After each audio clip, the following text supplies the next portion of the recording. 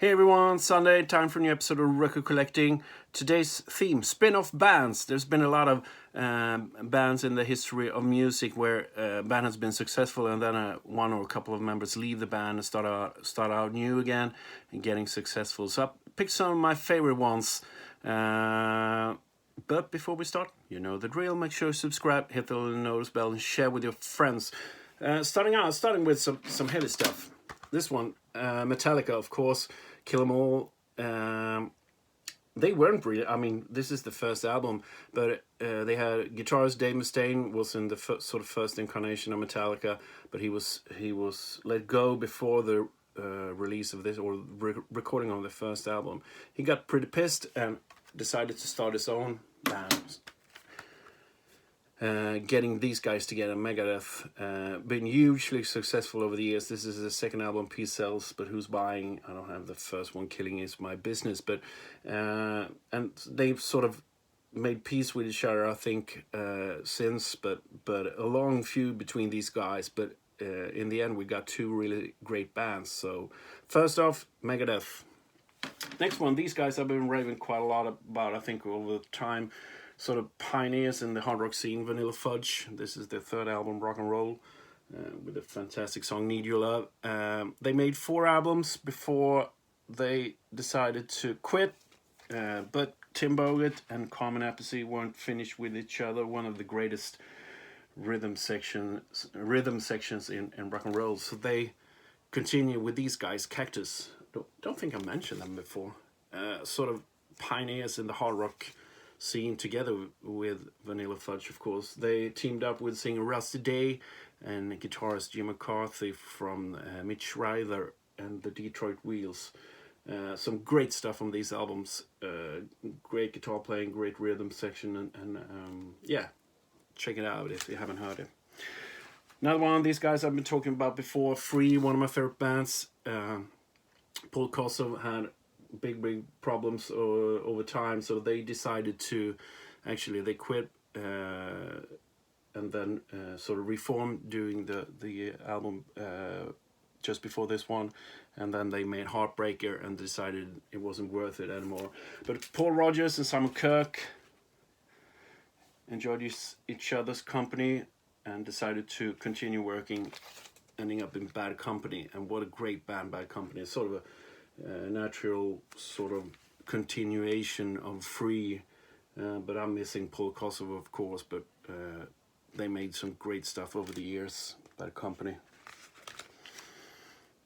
Then we have bands that sort of split into more than one band. If you're starting out with these guys, Small Faces, this is the fantastic album Ogden's Not Gone Flake, with Steve Marriott, fantastic guitar player and singer. He decided he wanted to go his own way, and now it gets a little bit complicated. He started his own band, Humble Pie, which we love. Humble Pie, what a great band. But the remaining guys, they didn't want to quit, so they decided to form Faces.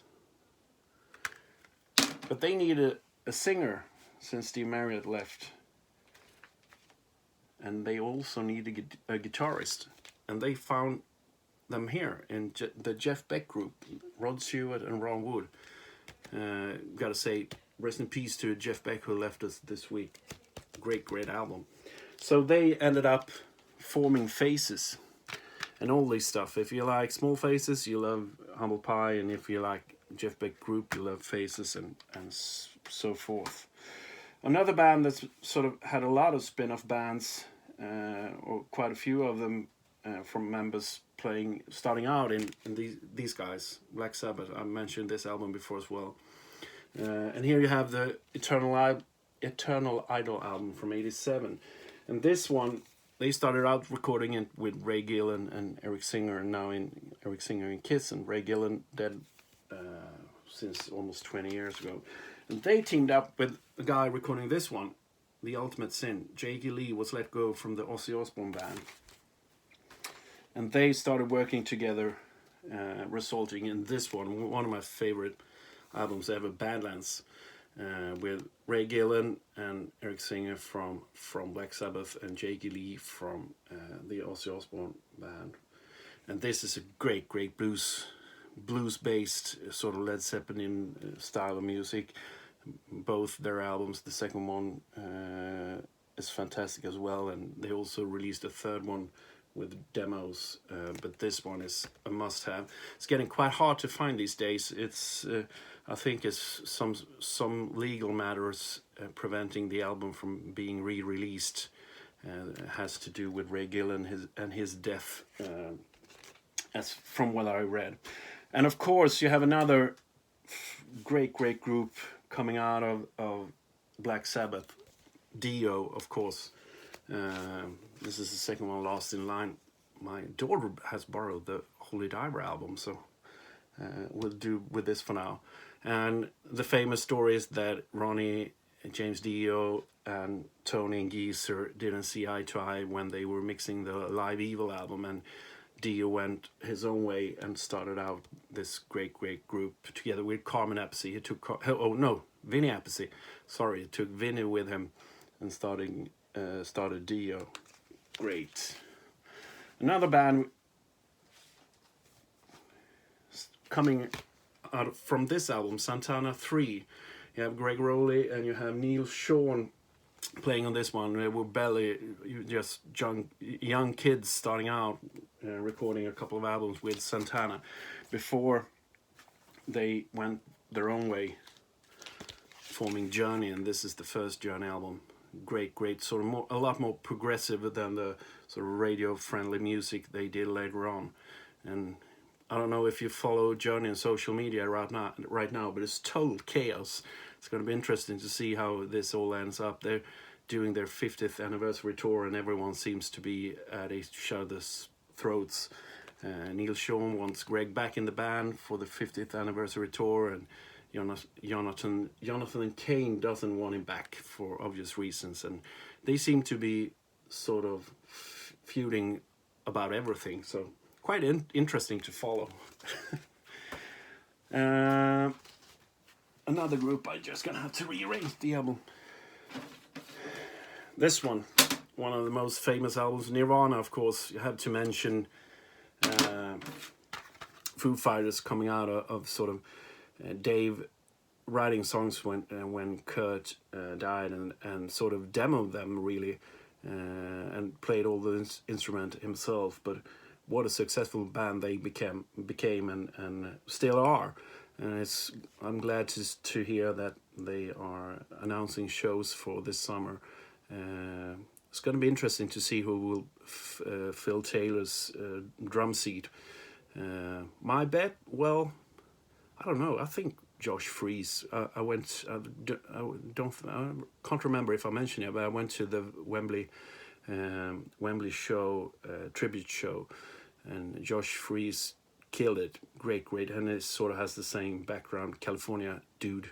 So we'll see. Or Rufus Taylor. I guess it's going to be either one of those two. But Foo Fighters, this one is not really my favorite, but there's some cool tracks on it, but they became much better later on. And last one, Winner, Chicken Dinner. I think the band who's produced the most spin-off bands, well, Deep Purple. What can you say? You have a lot of great spin-off bands from Deep Purple, starting out with, of course, Ritchie Blackmore's Rainbow. When Ritchie decided to leave Deep Purple in 1975, he recorded this one with Ronnie James Dio, whom we mentioned earlier. Lot of lineup changes over the years, but some great music. And when Deep Purple disbanded in 76, or maybe we should take this one before, Gillen as well decided to go with this one, Mr. Universe, also a great album. They were quite successful. You sort of forget it. I think they were actually the most successful of the Deep Purple spin-off bands in the UK, for sure. Also great group, made tons of great stuff. And last but not least, of course, Whitesnake. This is the first album, the US version. where you had David Coverdale, and you also had Ian Pace and John Lord as well teaming up together. And also they talk about lineup changes over the years. I don't know how many. Seems just about everyone has played in Whitesnake at some time. But what a great sort of, you can just sort of dive into the whole Deep Purple sort of what we call it, the Deep Purple family, I guess it's the word I'm searching for, and find tons of great stuff. So these were my favorite spin-off bands. Now I want to hear your suggestion. Please comment in the comment sections, in the comment sections on social media or here on YouTube. What are your favorite spin-off bands? Tons of them.